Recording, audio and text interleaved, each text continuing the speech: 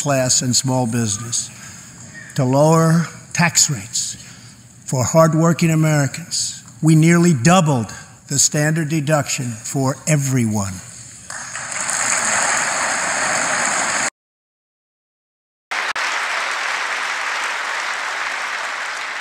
We also doubled the child tax credit.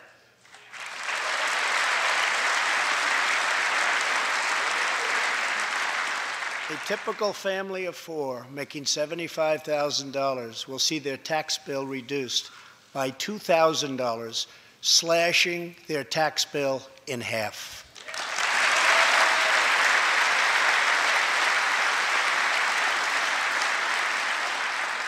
In April, this will be the last time you will ever file under the old and very broken system, and millions of Americans will have more take-home pay starting next month, a lot more.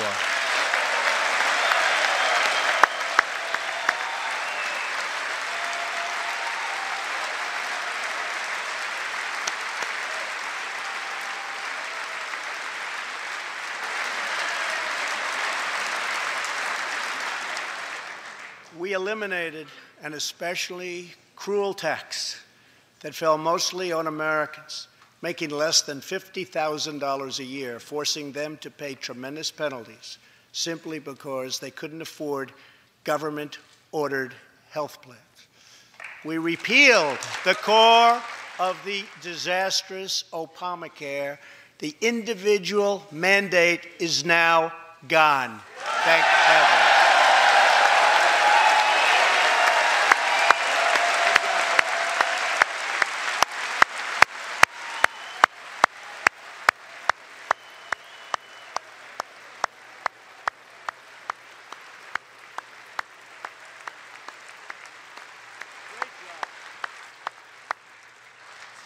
We slashed the business tax rate from 35% all the way down to 21%, so American companies can compete and win against anyone else anywhere in the world.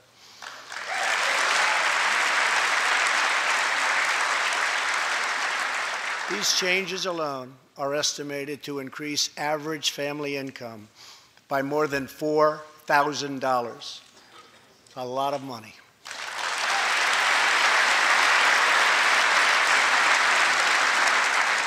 Small businesses have also received a massive tax cut and can now deduct 20% of their business income.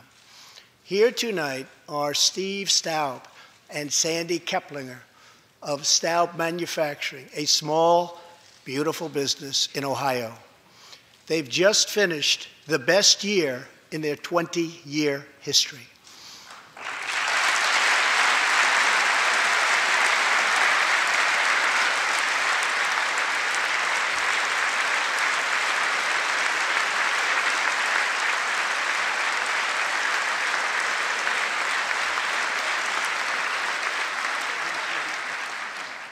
Because of tax reform, they are handing out raises, hiring an additional 14 people, and expanding into the building next door. Good feeling.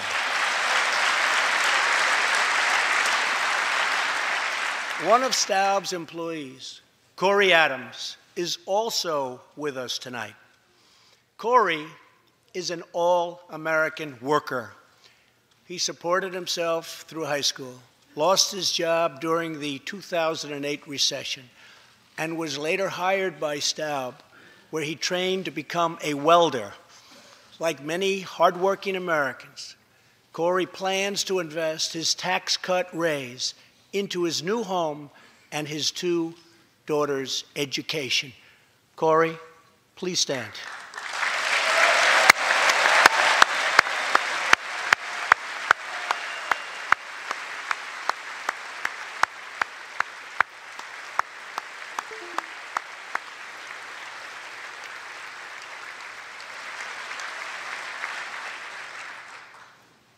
And he's a great welder.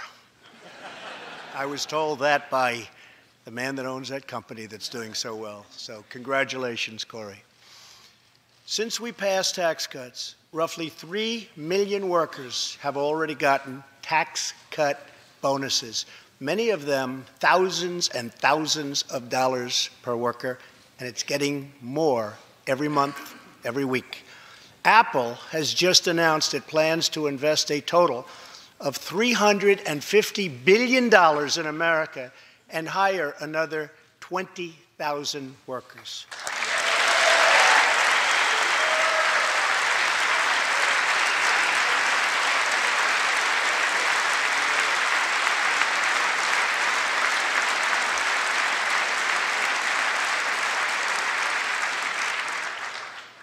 And just a little while ago, ExxonMobil announced a $50 billion investment in the United States, just a little while ago.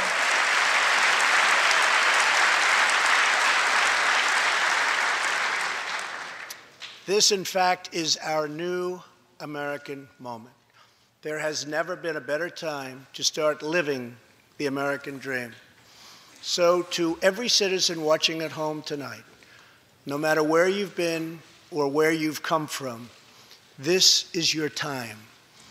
If you work hard, if you believe in yourself, if you believe in America, then you can dream anything. You can be anything. And together, we can achieve absolutely anything.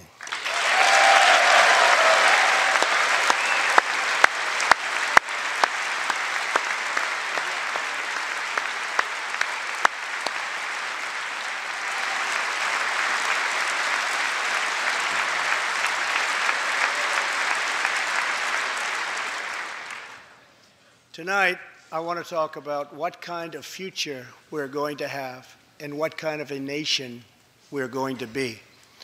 All of us together as one team, one people, and one American family can do anything. We all share the same home, the same heart, the same destiny, and the same great American flag.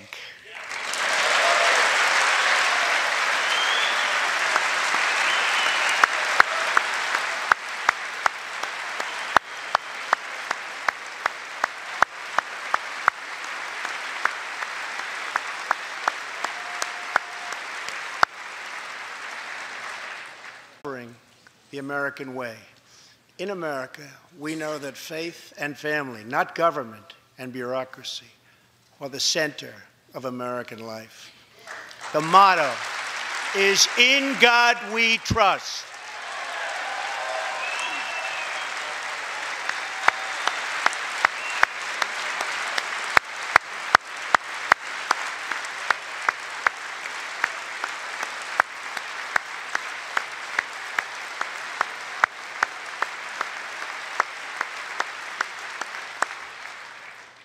And we celebrate our police, our military, and our amazing veterans as heroes who deserve our total and unwavering support.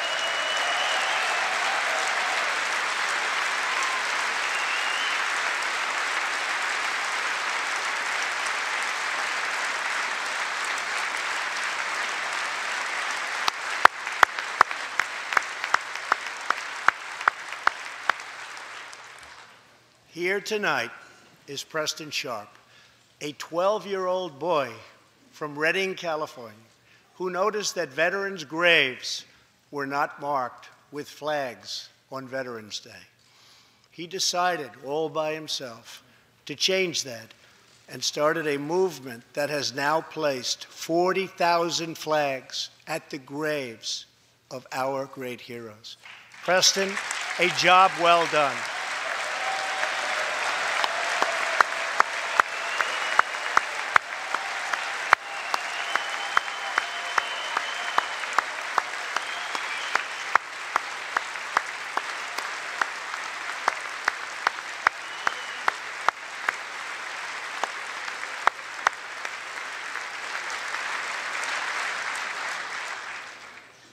Young patriots like Preston teach all of us about our civic duty as Americans.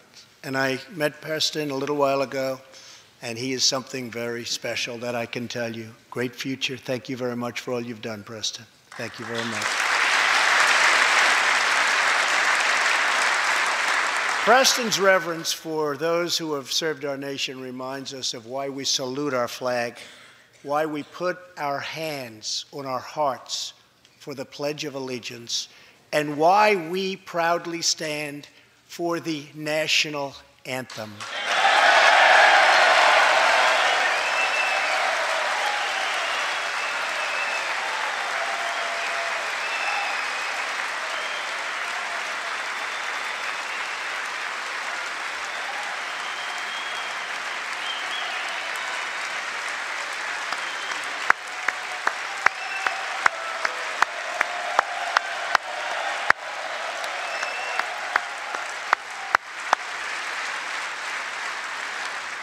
Americans love their country, and they deserve a government that shows them the same love and loyalty in return. For the last year, we have sought to restore the bonds of trust between our citizens and their government. Working with the Senate, we are appointing judges who will interpret the Constitution as written, including a great new Supreme Court justice and more circuit court judges than any new administration in the history of our country.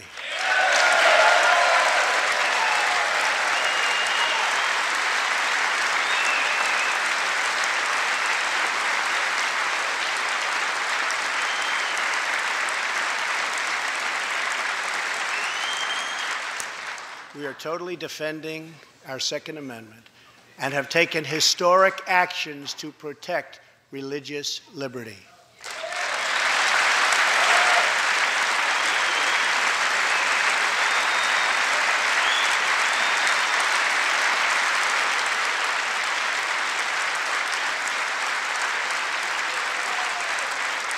And we are serving our brave veterans, including giving our veterans choice in their health care decisions.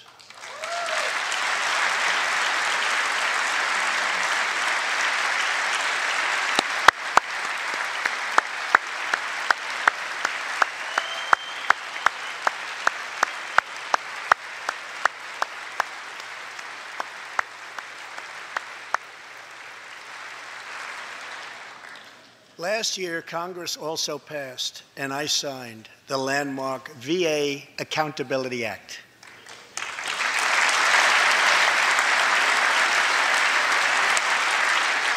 Since its passage, my administration has already removed more than 1,500 VA employees who failed to give our veterans the care they deserve, and we are hiring talented people who love our vets as much as we do.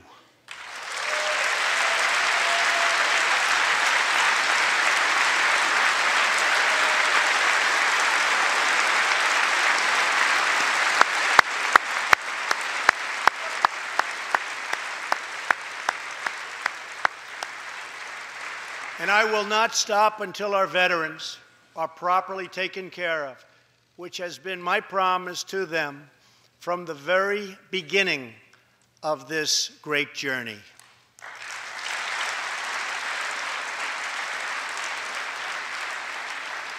All Americans deserve accountability and respect, and that's what we are giving to our wonderful heroes, our veterans. Thank you.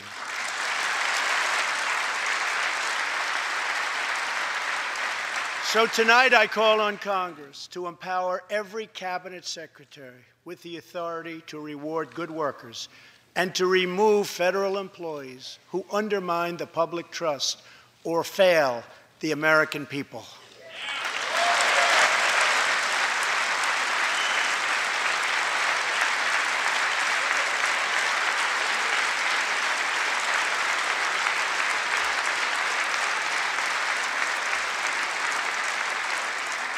In our drive to make Washington accountable, we have eliminated more regulations in our first year than any administration in the history of our country.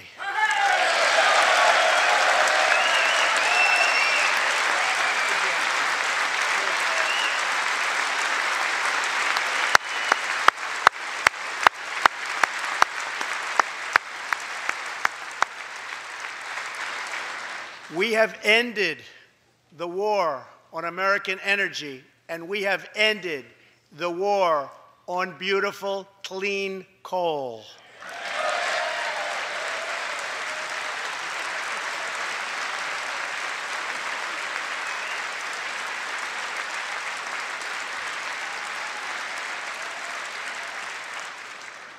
We are now very proudly an exporter of energy to the world.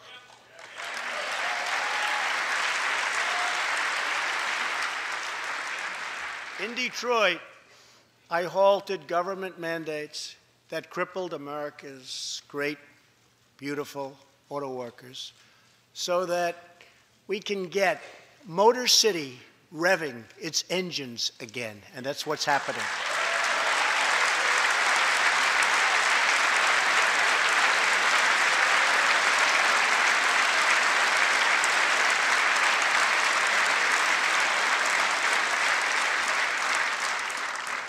Many car companies are now building and expanding plants in the United States, something we haven't seen for decades. Chrysler is moving a major plant from Mexico to Michigan. Toyota and Mazda are opening up a plant in Alabama, a big one, and we haven't seen this in a long time. It's all coming back.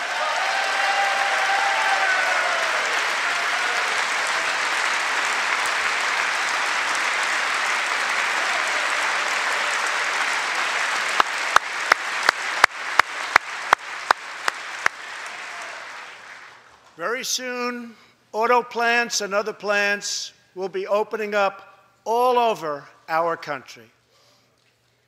This is all news Americans are totally unaccustomed to hearing. For many years, companies and jobs were only leaving us. But now, they are roaring back, they're coming back. They want to be where the action is. They want to be in the United States of America. That's where they want to be.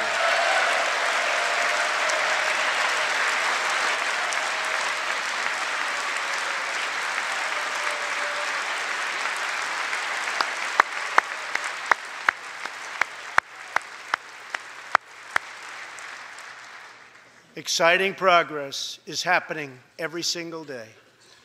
To speed access to breakthrough cures and affordable generic drugs, last year, the FDA approved more new and generic drugs and medical devices than ever before in our country's history.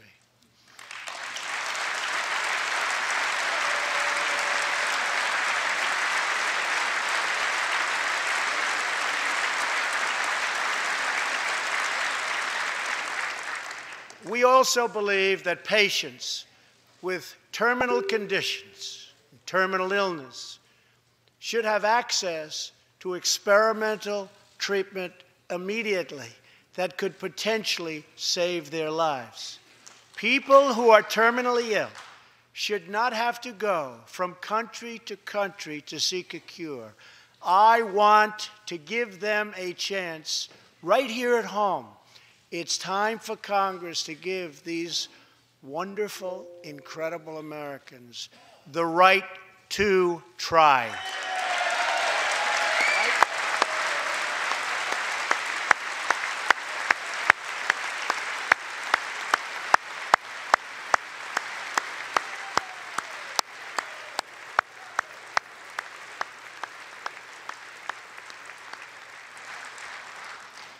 One of my greatest priorities is to reduce the price of prescription drugs.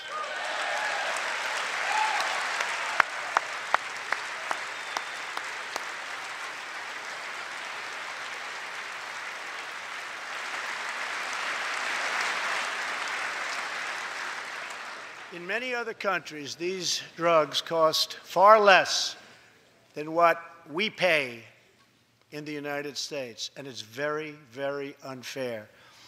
That is why I've directed my administration to make fixing the injustice of high drug prices one of my top priorities for the year.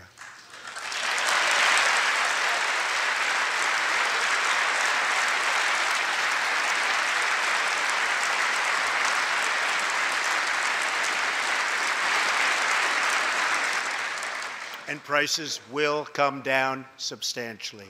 Watch. America has also finally turned the page on decades of unfair trade deals that sacrificed our prosperity and shipped away our companies, our jobs, and our wealth. Our nation has lost its wealth, but we're getting it back so fast. The era of economic surrender is totally over. From now on, we expect trading relationships to be fair and, very importantly, reciprocal.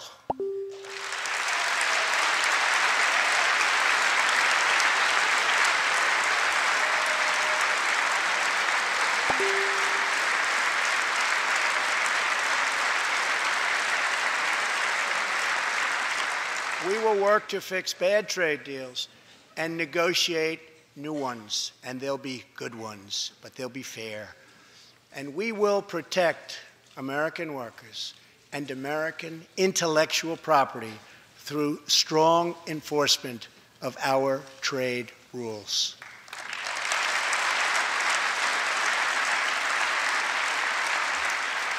As we rebuild our industries, it is also time to rebuild our crumbling infrastructure.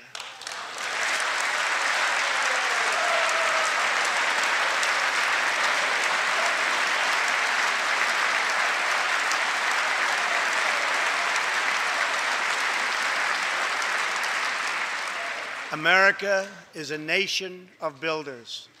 We built the Empire State Building in just 1 year.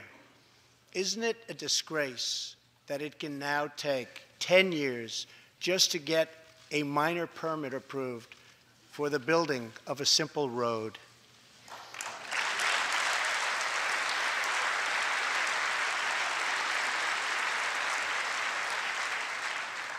I am asking both parties to come together to give us safe, fast, reliable, and modern infrastructure that our economy needs and our people deserve.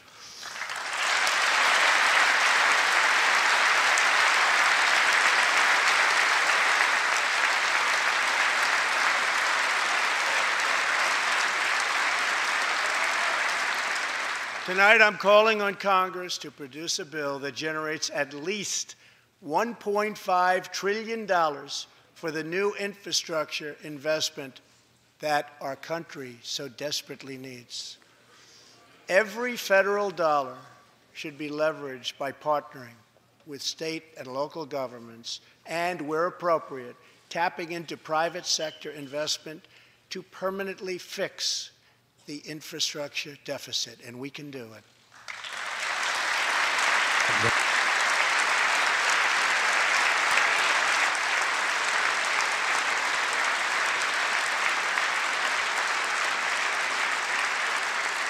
Any bill must also streamline the permitting and approval process, getting it down to no more than 2 years and perhaps even 1. Together, we can reclaim our great building heritage.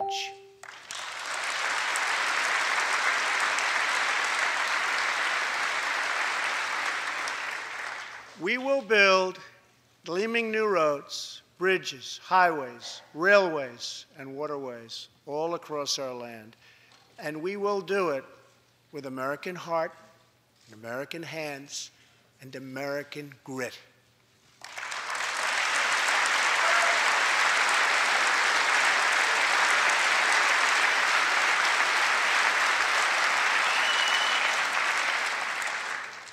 We want every American to know the dignity of a hard day's work.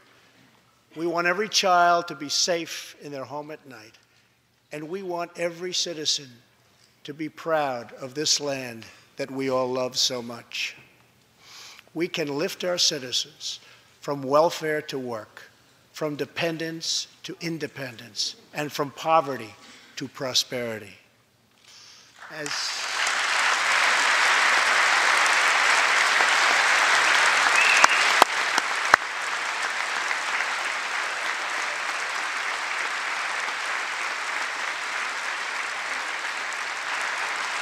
As tax cuts create new jobs.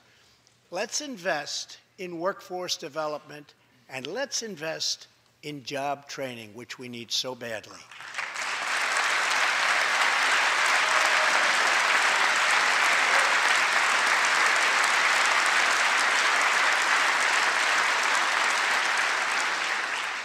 Let's open great vocational schools so our future workers can learn a craft and realize their full potential.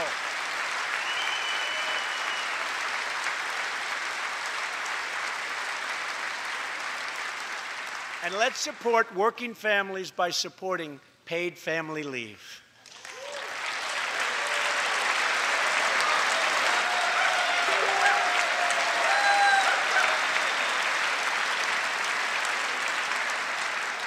As America regains its strength, opportunity must be extended to all citizens. That is why this year we will embark on reforming our prisons to help former inmates who have served their time get a second chance at life.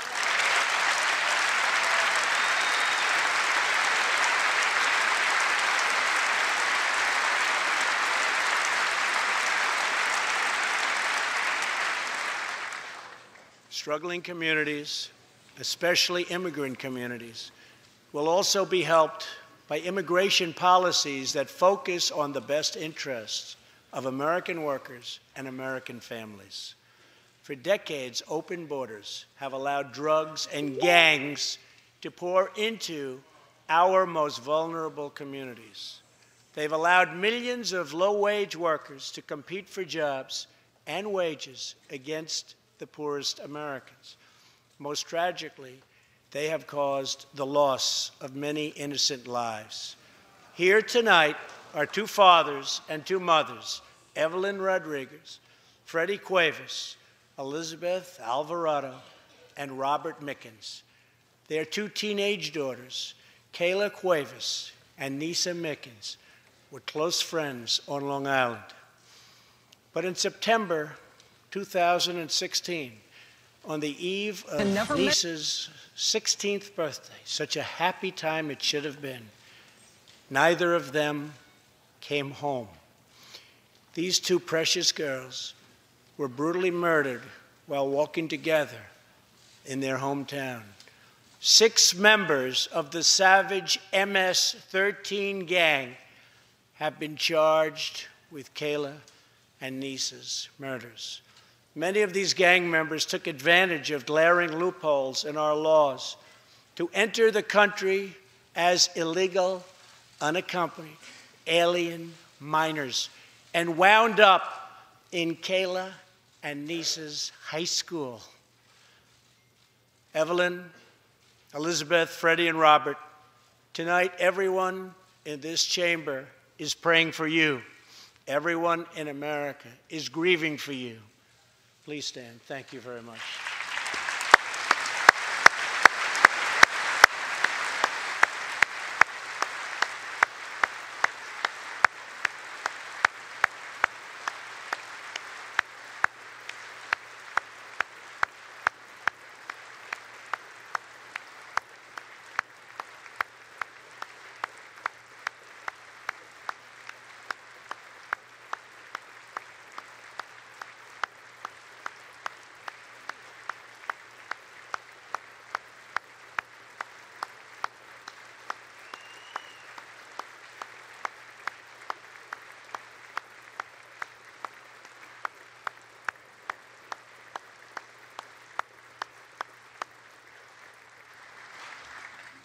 I want you to know that 320 million hearts are right now breaking for you. We love you. Thank you.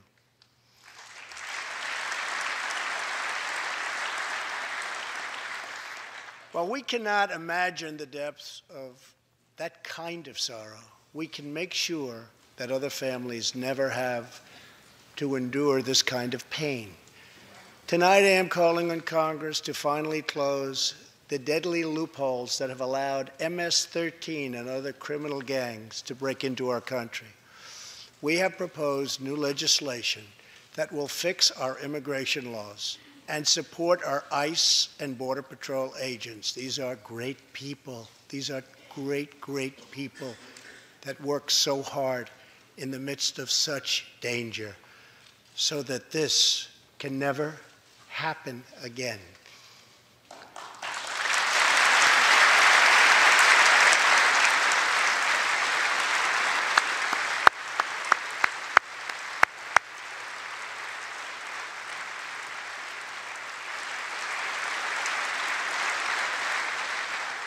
The United States is a compassionate nation.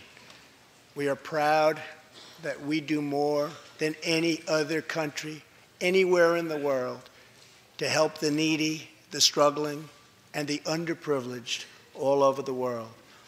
But as President of the United States, my highest loyalty, my greatest compassion, my constant concern is for America's children, America's struggling workers, and America's forgotten communities. I want our youth to grow up, to achieve great things. I want our poor to have their chance to rise. So tonight, I am extending an open hand to work with members of both parties, Democrats and Republicans, to protect our citizens of every background, color, religion, and creed.